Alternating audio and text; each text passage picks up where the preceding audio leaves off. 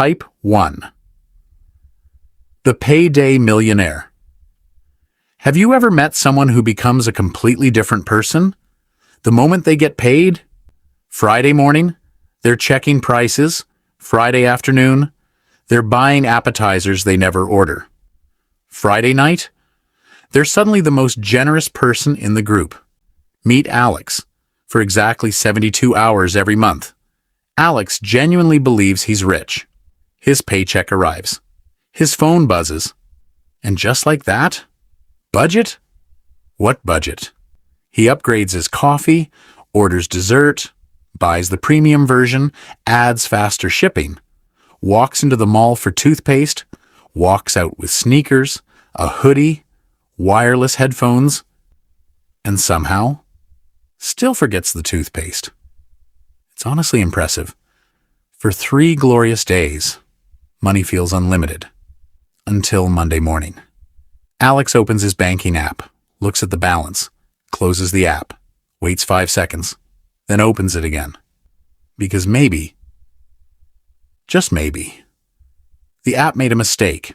It didn't.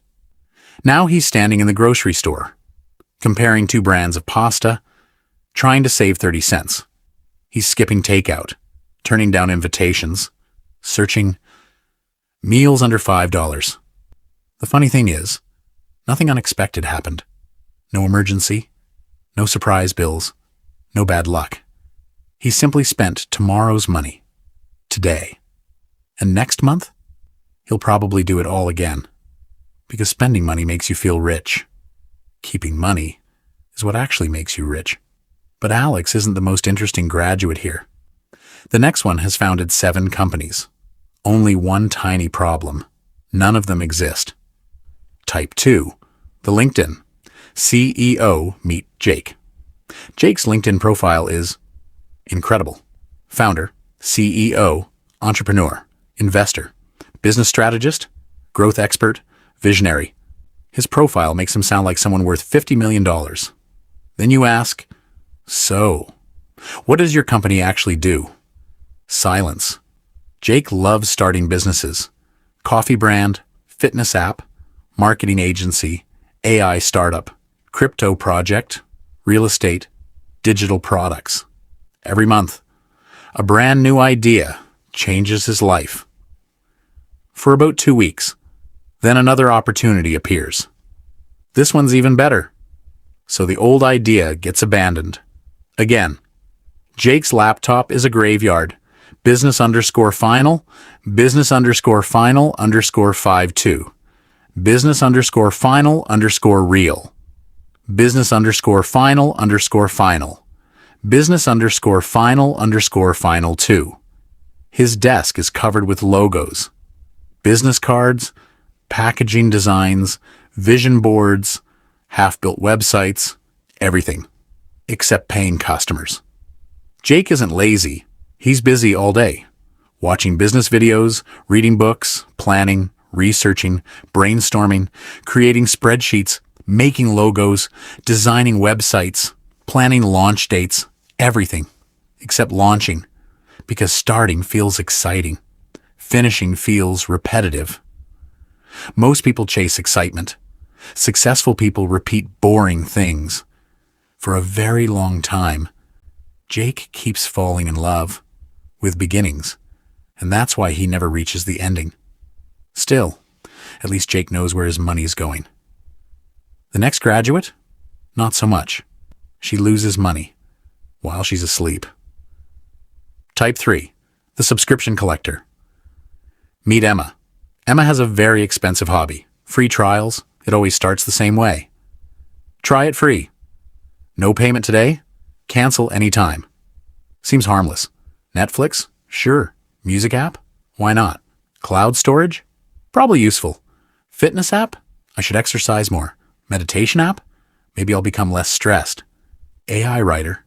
That could save time. Language app? I've always wanted to learn Spanish. Budgeting app? Ironically. Yes. Before long, Emma accidentally hires half the internet. Every month, tiny charges quietly leave her account. $4.99.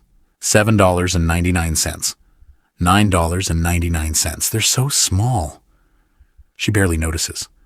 Until one Sunday afternoon, she opens her bank statement.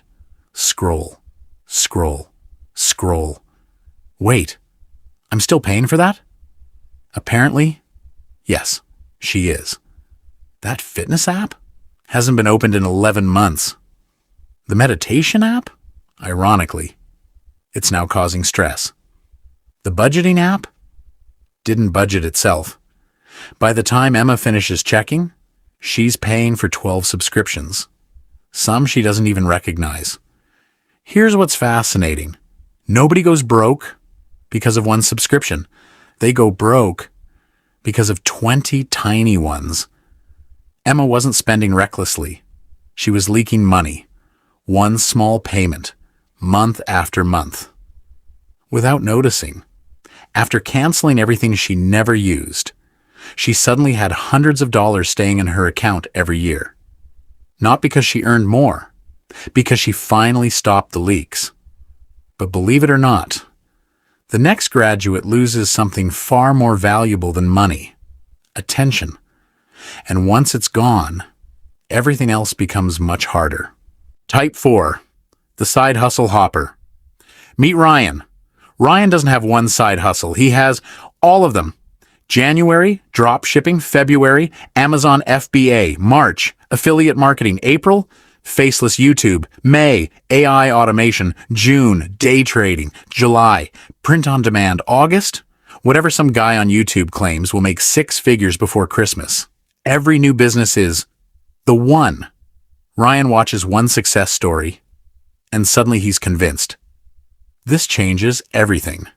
He buys the course, downloads the templates, creates a logo, orders a notebook, watches 50 tutorial videos.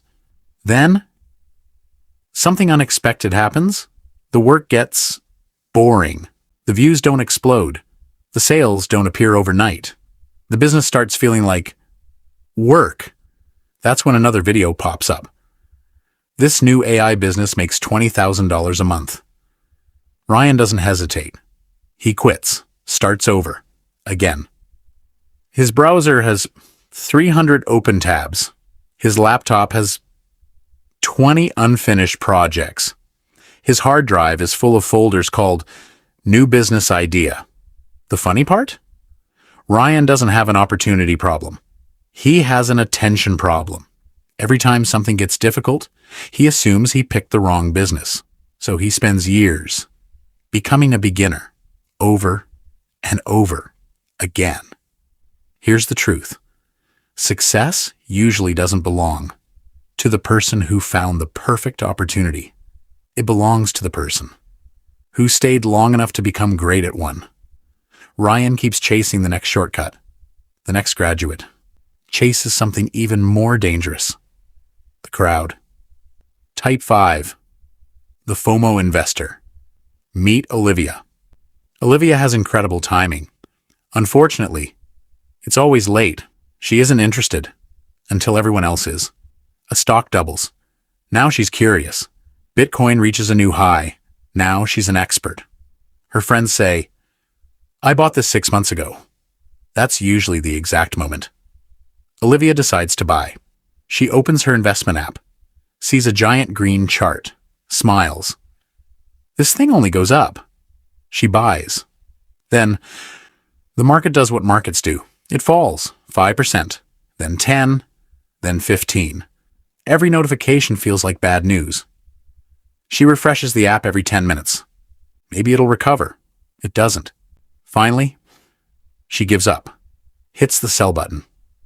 I knew investing was a scam. 3 weeks later, the market starts climbing again. Without her. The people who stayed calm recover. Olivia watches from the sidelines, wondering how everyone else got lucky. They weren't lucky. They were patient. The stock market has a funny way of transferring money from the impatient to the patient. Olivia wasn't investing. She was chasing excitement. Real investors don't buy because everyone is talking. They buy because they have a plan. There's a huge difference. Thankfully, the next graduate isn't losing money in the market. They're doing something much safer. Learning. Forever. Type 6. The course collector. Meet Ethan. If knowledge alone created millionaires, Ethan would have retired years ago. Finance, marketing, business, coding, AI, sales, productivity, leadership, communication. His laptop is a digital university. His bookshelf looks like a business library. His bookmarks, hundreds of courses, every week. There's another sale. Only available today. Ethan clicks. Buy now. Again. His favorite sentence? I'm almost ready. He just needs one more course, one more book, one more podcast, one more tutorial, one more certification. Then, he'll finally start, except that day never comes. Months pass. His knowledge grows. His confidence doesn't. Because confidence rarely comes before action. It comes after surviving action. One afternoon, Ethan notices something. A friend, who knows far less than he does, has already launched a business, made mistakes, improved, and is earning real money. Meanwhile, Ethan is still watching lesson 4. Of course, number 27. That's when it finally clicks. Learning feels productive, but learning isn't the same thing as doing. Knowledge is powerful, only when it's used. That afternoon, Ethan closes every course, opens a blank document, and finally starts. Because your first attempt will teach you more than your 10th online course ever will. And that's exactly where things begin to change, because the next 3 graduates stop chasing appearances and start building real wealth. Type 7. The lifestyle. Inflater meets Sarah. Sarah gets a raise. Nothing huge, just enough to make life a little easier. She promises herself, this time, I'm going to save it. Then something interesting happens. Her apartment suddenly feels too small. Her car feels too old. Her phone feels outdated. Her wardrobe needs an upgrade. After all, she earned it. 1 purchase becomes 2. 2 become 10. The bigger apartment comes with bigger rent. The newer car comes with bigger payments. The nicer neighborhood comes with more expensive restaurants. 6 months later, Sarah checks her bank account. She makes more money than ever before, but somehow she's saving exactly the same amount. 0. Nothing actually went wrong. Her lifestyle simply grew as fast as her income. Most people think making more money solves financial problems. Sometimes, it simply creates more expensive ones. Because if every raise immediately becomes a bigger lifestyle, you'll always feel broke, no matter how much you earn. Thankfully, not everyone falls into that trap. The next graduate is so boring, almost nobody notices him. Type 8. The quiet builder. Meet Ben. Ben isn't exciting. He doesn't drive a luxury car. He doesn't wear designer clothes. He doesn't post pictures of expensive vacations. He makes coffee at home, brings lunch to work, uses his phone until it actually stops working. His friends joke that he's cheap. Ben just smiles. Every payday. He does the same thing. Pays his bills, saves some money, invests some money, then forgets about it. Month after month, year after year. The routine never changes. Nobody notices, because consistency isn't very entertaining. Then life happens. A recession, layoffs, unexpected medical bills, car repairs. Everyone starts panicking. Ben doesn't. He has an emergency fund. His investments are still growing. His bills are covered. While everyone else spent years trying to look wealthy, Ben quietly became financially secure. Here's the funny part. 5 years later, people call Ben lucky. Luck had nothing to do with it. People saw the result. Nobody saw the thousands of quiet decisions that created it. And that brings us to the final graduate. the one everyone hopes to become. Type 9. The future millionaire. Here's something most people never realize.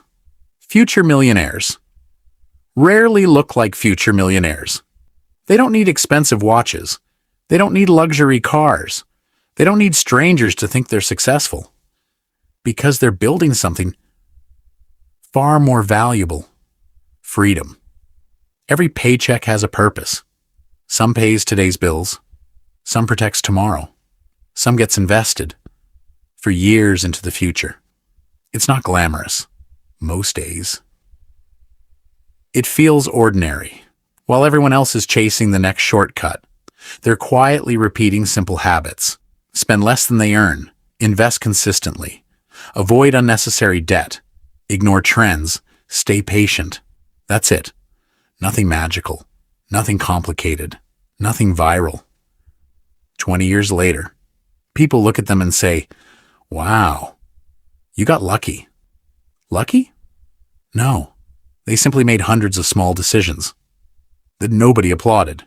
The greatest financial advantage isn't earning more. It's giving your money enough time to grow. Conclusion. Here's the strange thing.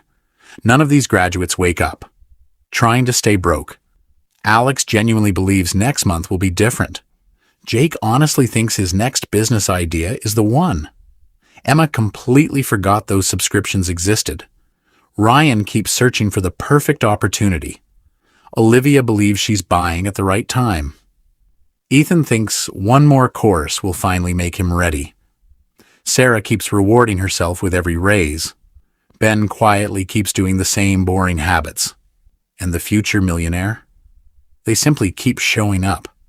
Every month, every paycheck, every year. Because wealth is rarely built through one brilliant decision. It's built through thousands of ordinary ones. The coffee you didn't need, the subscription you forgot, the investment you delayed, the raise you immediately spent, the business you quit too soon. Tiny decisions, repeated over months, become your future. So here's my question. Which graduate are you today? And more importantly, which graduate will you become 5 years from now? Tell me your number in the comments. And if I missed a personality, describe it below. It might appear in part 2. If you enjoyed this stickman finance story and want to learn how to build wealth, avoid costly mistakes, and make smarter money decisions, subscribe and turn on notifications so you never miss an episode. Thanks for watching. And remember, your financial future isn't decided by one big decision. It's shaped by the small choices you make every single day. I'll see you in the next one.